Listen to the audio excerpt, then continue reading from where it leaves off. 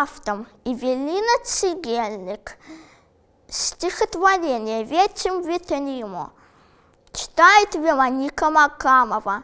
Ветер здорово продрог, весь замерз он и промок. Он летал под ливнями, очень-очень длинными. Вот бы зимушка настала, настелила покрывала, и в лесу под емкой, чтоб намела большой сугроб. На сугроб и ветер лег и заснул без задних ног. Плохо осенью ветрилу, истощил свою он силу. Всю листву он с веток сдул. Дайте, дети, ветру стул.